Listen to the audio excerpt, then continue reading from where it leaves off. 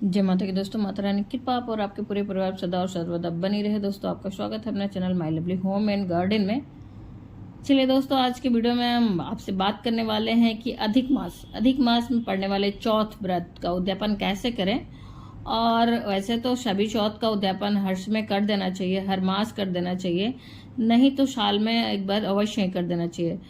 तो उद्यापन कैसे करें इस चौथ व्रत का, उद्यापन की बाकी और जो है सामग्री क्या होनी चाहिए, इसका समय क्या है, इसका मुहूर्त क्या है और किस विधि से करना चाहिए, और बहुत ही सरल विधि से आज की वीडियो में बातचीत करूंगी दोस्तों। तो बहुत ही कहा जाए उपयोगी ये वीडियो है, तो इस वीडियो को अवश्य ही देखें, पूरी जानकारी अंत तक लें। और वीडियो की कोई भी जानकारी आपको अच्छी लगे तो लाइक तो अवश्य ही करें दोस्तों। आपके लाइक से हम लोगों को बहुत ही मदद मिलता है, बहुत ही ऊर्जा मिलता है, बहुत ही खुशी होती है दोस्तों। और वीडियो उपयोगी है तो आप अपने फ्रेंड्स और फैमिली में ज़्यादा से ज़्यादा शेयर भी करें। आप मेरे चैनल पर नए हैं तो मेरे चैनल को सब्सक्राइब करें, बेल नोटिफिकेशन अवश्य ही दबाएं, जिससे आने वाले वीडियो की जानकारी आपको समय से प्राप्त हो सके दोस्तों। फिर कोई भी प्रश्न हो या सुझाव हो तो आप कमेंट बॉक्स में अवश्य ही लिखें। और कोई भी व्रत और त्योहार से संबंधित वीडियो आप देखना चाहते हैं तो वो भी कमेंट बॉक्स में लिख सकते हैं दोस्तों। तो माता रानी के नाम का जयकारा अवश्य ही लगाएं, जिससे कि आपके अंदर एक सकारात्मक ऊर्जा का संचार हो। तो चलिए दोस्तों, हम लोग बात करते हैं उद्यापन के बारे में। फिर दोस्तों, पूरे इस वर्ष जो होते हैं 13 महीने पड़ रहे हैं, इस वर्ष 13 महीने पड़ रहे हैं। तो चौथ के व्रत का उद्यापन इस वर्ष करना इसलिए ज़रूरी है क्योंकि ये साल जो है अधिक मास जो होता है वो लगभग 2 वर्षों बाद तीसरे वर्ष आता है दोस्तों। तो ये अगर इस बार नहीं करेंगे आप लोग व्रत का उद्यापन तो आपको इसके लिए 2 वर्ष इंतजार करना पड़ेगा।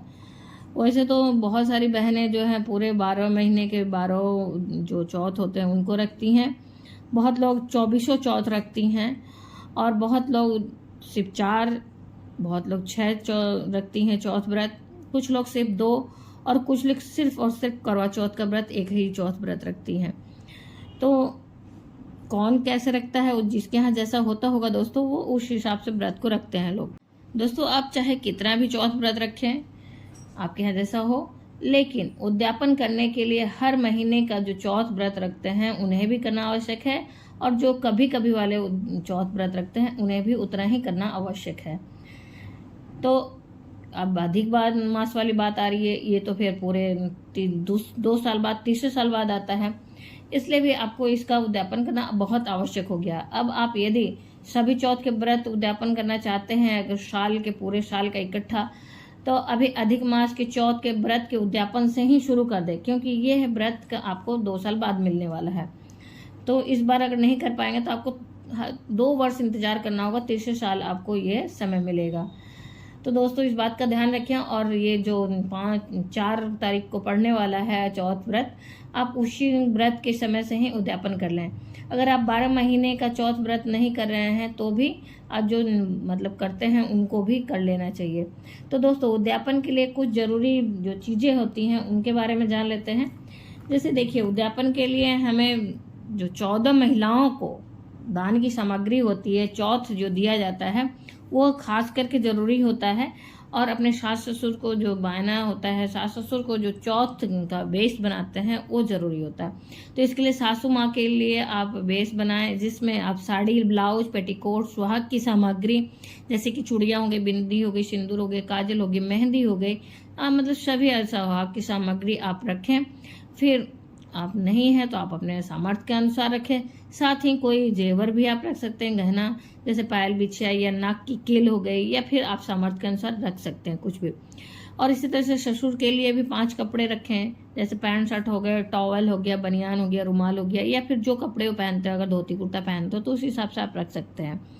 और दोस्तों, आपके सास ससुर न हो तो आप चाहे तो अपने से बड़े किसी को भी ये चीज़ें दे सकते हैं। घर में जो आपके बड़े होंगे, जैसे जेठानी हो गई, ननद हो गई, या फिर बुआ हो गई, कोई भी, या फिर मौसी हो गई, जो भी बड़े हों आप उन्हें दे सकते हैं। अगर वो भी वहाँ पे उस शहर में नहीं मौजूद हैं तो आप किसी ब्राह्मण को और उनकी पत्नी को ये सामग्रियाँ दे सकते हैं। तो आप जिनको देना चाहते हैं उनके हिसाब से भी कपड़े ले सकते हैं। इसके अलावा 14 महिलाओं के लिए भी कुछ लेना पड़ेगा। आपने अपने सामर्थ्य के अनुसार आप ब्लाउज की पीस ले लें सिर्फ, या फिर श्रृंगार की सामग्री या कोई गिफ्ट ले लें। इस तरह से आप सामग्रियां ले लें और साथ ही मतलब कोई गिफ्ट लें तो लेकिन सुहाग की सामग्री आवश्यक होती है, नहीं कुछ तो चूड़ी बिंदी सिंदूर तो अवश्य ही रखें। जो भी आप देना चाहते हैं उसे पहले से ही ले आएं और इस सामान के साथ कुछ दक्षिणा सभी के मतलब सामानों के साथ अवश्य ही रखें। तो दोस्तों ये तो तैयारी हो गई। चौथ व्रत के जो मतलब उद्यापन की सामग्रियां हैं वो रही, और साथ में ही आप उनके भोजन का तैयारी पहले से ही कर लें अगर संभव हो तो, नहीं तो आप मीठा और फल देके ही मतलब ये विधि पूरा कर सकते हैं।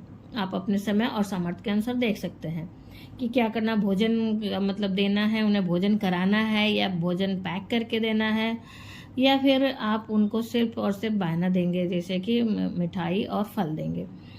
तो आप देख सकते हैं, आप इससे भी कर सकते हैं उद्यापन।